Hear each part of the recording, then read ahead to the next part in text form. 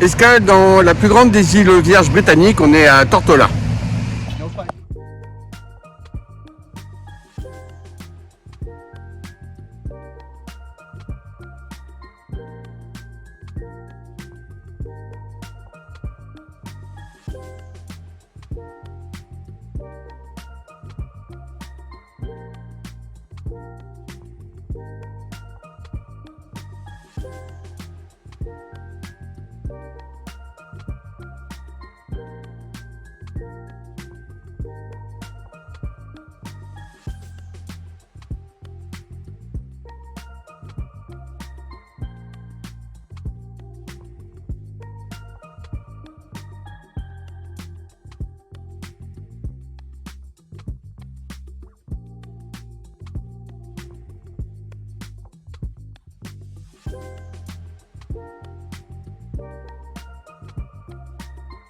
Découverte de Virgin Gorda.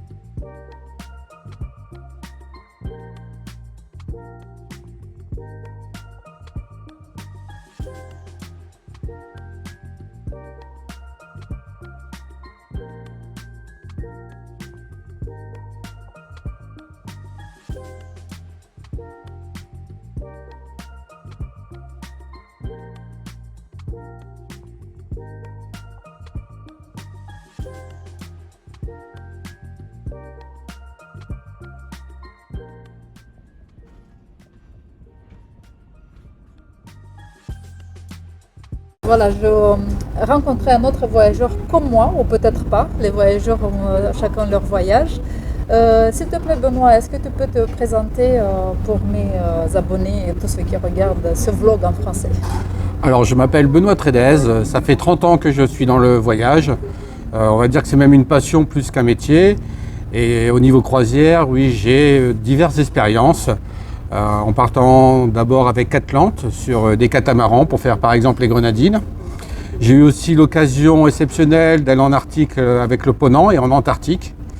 J'ai fait aussi Hurtigruten, c'est un bateau qui fait en fin de compte du cabotage sur toute la côte norvégienne. On l'appelle l'Express côtier d'ailleurs. Et bien sûr j'ai fait MSC avec toi, où on a pu découvrir les Caraïbes anglophones au départ de Saint-Martin. Et j'ai aussi le privilège de dormir à bord du Queen Mary. Il faut savoir qu'à Los Angeles, le Queen Mary 1, c'est-à-dire l'authentique historique Queen Mary, est amarré au port de Los Angeles. Et pour 100 $, on peut passer une nuit à bord et faire la visite du bateau, parce que c'est un musée en fin de compte. Ah, je savais pas. Avec toute l'histoire des stars qui ont pris ce transatlantique, parce que lui faisait des traversées, c'était pas vraiment des croisières, il n'y avait pas encore l'avion quand il a commencé à faire cet itinéraire. Et c'est en fin de carrière que le Queen Mary faisait des croisières un peu plus touristiques. Mais maintenant, voilà, il ne navigue plus et on peut dormir à bord à Los Angeles. D'ailleurs, on est et voilà son petit frère, voilà, qui est juste à côté. Oui. Alors, de toutes les croisières que tu as fait, donc c'est combien en tout, en total? Oh, j'en ai dû faire une petite dizaine, on va dire, différentes, hein, bien sûr. D'accord. Ouais. Quelle est pour toi la compagnie, la meilleure compagnie? Bah, la meilleure compagnie, après, c'est une question de budget. Restera l'opponent parce que c'est l'excellence française et ce sont des itinéraires avec l'esprit de l'expédition. C'est pas une croisière classique, c'est-à-dire que on est encadré par des vrais professionnels qui sont habitués à organiser des expéditions et c'est une découverte insolite et exceptionnelle. C'est-à-dire qu'il n'y a pas un tourisme de masse. Et c'est des croisières qu'on réserve 2-3 ans à l'avance parce qu'il y a très peu de place. Et le budget va de 10 à 20 000 euros pour ce type de croisière quand même. Bon, c'est vrai que ce sont des choses qu'on peut... C'est la croisière de sa vie, comme on dit. L'Antarctique, on fait ça une fois dans sa vie. L'Arctique, c'est pareil. Tu es plutôt un voyageur sac à dos ou voyageur avec des valises? Alors quand j'étais jeune, j'étais voyageur sac à dos. Moi, je suis un Indiana Jones, on va dire, du voyage. Et bon, maintenant, avec l'âge, j'apprécie quand même un certain confort, mais tout en ayant ma liberté de découvrir par moi-même les choses, parce que c'est la meilleure façon de le faire. Est-ce qu'une croisière, pendant une croisière, on a cette liberté ou pas? Et en période Covid, non, je vais dire, ça c'est sûr. Et après, si on veut avoir la liberté sur une croisière, il faut choisir la croisière où on a la liberté. Certaines croisières sont fortement encadrées. MSC ou même Costa, pour citer les deux gros croisiéristes, encadrent énormément leurs passagers. Et c'est vrai que des fois, pour sortir par soi-même, c'est compliqué parce que soit on est éloigné du centre-ville, ou soit on a très peu d'informations. Donc là, on est malheureusement obligé de suivre un peu les consignes du croisiériste. Mais après, lorsqu'on est sur des petites structures ou qu'on a pu organiser en amont son voyage, c'est vrai que par soi-même, on peut facilement découvrir. Et puis, il y a des blogueuses comme toi qui donnent des conseils instructifs et ça permet de gagner du temps au niveau des recherches et d'être sécurisé parce que tu auras vécu l'expérience toi en amont. Et les gens, voilà, ça les aide beaucoup quand même, ce genre d'expérience que toi tu vis, je pense. Et en parlant de cette croisière, MSC, quels sont les avantages et les inconvénients pour toi? Et je vais voir si on a les mêmes avantages. Alors, bon, les avantages, c'est le prix. Voilà, le prix c'est les meilleurs prix du marché. Qualité-prix, parce qu'il y a quand même une qualité, un il y a une service. qualité. C'est militaire. C'est la face cachée de ce type de bâtiment, c'est que le personnel travaille comme si c'était des soldats. Donc, ils sont à votre disposition 24 heures sur 24. Ils sont toujours en train de vous encadrer, de vous servir. Et ça, c'est vrai qu'on ne peut pas leur reprocher. Après, au niveau que ce soit même la nourriture, elle est très variée. Je veux dire, tout le monde y retrouve son intérêt. Ça, il n'y a aucun souci. Après, la qualité, c'est un rapport qualité-prix. C'est bon, c'est pas de la haute gastronomie, sinon il faut payer le prix, ça c'est logique. Mais ça reste tout à fait un bon rapport qualité-prix. Au niveau des excursions, c'est pareil. Les gens qui ont peur ou qui ne sont jamais partis, c'est vrai que le fait d'avoir des excursions pré-organisées va leur permettre aussi de découvrir une destination. Voilà. Je mettrais ça dans l'inconvénient parce que c'est trop cher. Eh oui, c'est cher. Après, voilà, quand on a des gens comme toi qui vont en amont faire les visites pour les gens et montrer les astuces pour que ça coûte moins cher, c'est vrai que ça aide les gens. Je veux dire, toi, le fait que tu descendes, que tu vas faire en parallèle la même excursion, mais par tes propres moyens, bon, bah, ça montre que déjà on peut le faire. Et deux, toi, tu montres comment il faut le faire. Parce que c'est pas le tout de se dire je peux le faire. C'est mais comment je fais? Sur quoi je me base? Alors que toi, ton expérience fait qu'on peut après dire bah, je vais faire comme elle. Et ils font comme toi, je pense. Justement, le couple de Français a vu en quelque sorte ma façon de voyager. Hier, par exemple, on est parti par nous-mêmes et sur toute la journée, on a dépensé 3 $ par personne. On a vu pas mal de oui, choses. là, c'est le jour et la nuit. Là, les gens qui louaient un taxi te coûtait 20 $. Oui, Tu pouvais négocier 20-25 $. Et voilà.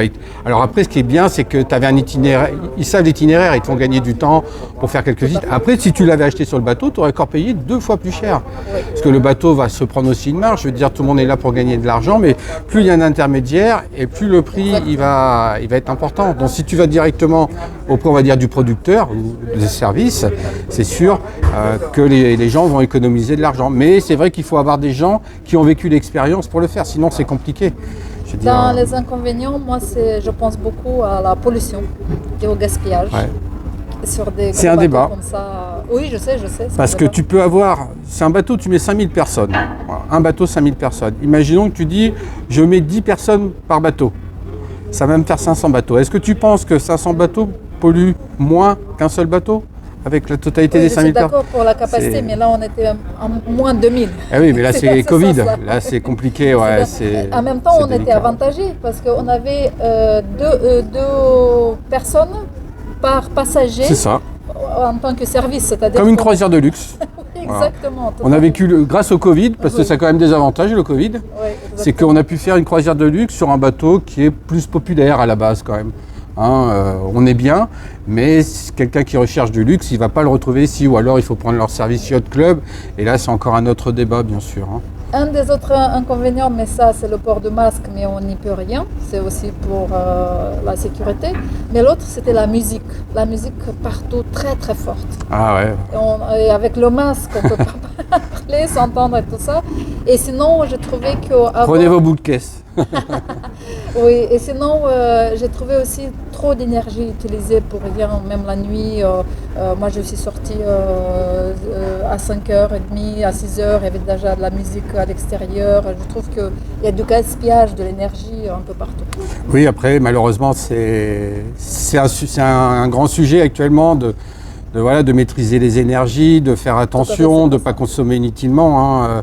Alors je fais partie d'une génération qui a été mal éduquée parce que les jeunes, moi j'ai 2 enfants qui ont 20 ans et qui eux ont cette éducation de préserver, de faire attention aux choses, alors que nous on est né dans une société de consommation et ouais on doit au niveau éducation faire machine arrière et écouter nos enfants alors que normalement ça devrait être le contraire, mais voilà c'est eux qui nous apprennent à être un peu plus responsables et d'ailleurs il y a le tourisme équitable et responsable qui depuis 10 ans émerge et prend de plus en plus de l'importance, ça c'est indéniable. Ouais.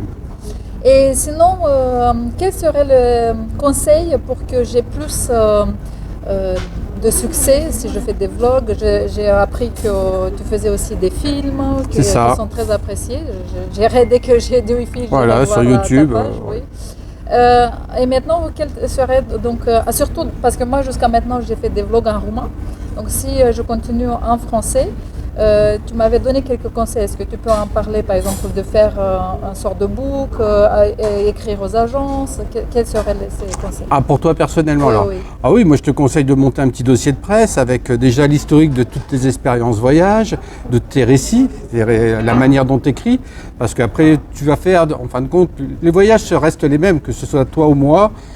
On va faire les mêmes choses, sauf qu'on va les ressentir et les interpréter différemment. Donc c'est ton interprétation qui va tout changer et qui va séduire ou pas un public. On a tous un public. Moi, avec mes vidéos, déjà c'est un public d'agents de voyage, donc moi je m'adresse aux professionnels et ces professionnels attendent de moi un certain contenu. Et après, voilà, ils adhèrent et ils continuent à me suivre. Donc toi c'est un peu pareil, je veux dire, il faut répondre un peu aux attentes de ton public. Peut-être que oui, il a besoin d'avoir des conseils dans la pré-organisation du voyage, de faire à quoi il faut être vigilant sur place, et pour le retour aussi de dire voilà comment ça va se passer, ou faites attention, enfin donner des recommandations. Donc je pense que c'est plus ça, d'avoir des recommandations, mais personnalisées à ce que toi, déjà tu aimes voir sur place. Parce que on va tous pas avoir les mêmes centres d'intérêt. Il y en a qui vont s'intéresser plus au culturel, d'autres plus au naturel, d'autres plus à la consommation matérielle. On a le droit d'être matérialiste. Je veux dire, on peut avoir envie de faire du shopping. Le shopping, c'est une des premières formes de loisirs. Moi, ça m'intéresse pas, mais il y a plein de gens qui font du shopping. C'est plus nature? Oui, moi je suis plus aventure, oui, voilà, aventure, nature. Voilà, je suis pas très culturel aussi parce que j'aime bien l'histoire des civilisations de l'art, mais voilà, moi je suis pas shopping, ouais. Voilà, et je suis pas sport extrême parce que voilà, moi je fais en plus du golf, alors je pourrais travailler avec les agences qui sont qui font du golf, c'est vrai. Ouais. Il y en a quelques-unes, il y a une dizaine d'agences qui sont spécialisées sur la découverte, d'ailleurs qui font des combinés, découverte plus golf. Oui. Voilà, ou même quand monsieur joue au golf et madame ne joue pas au golf, elle a des activités, voilà, ça c'est à montrer, à dire qu'il n'y a pas de frein à avoir un golfeur dans un couple et l'autre non golfeur, il y a toujours des solutions. Ouais. Benoît, merci énormément. Merci. Merci à toi et je te souhaite une bonne continuation en tout cas. Merci.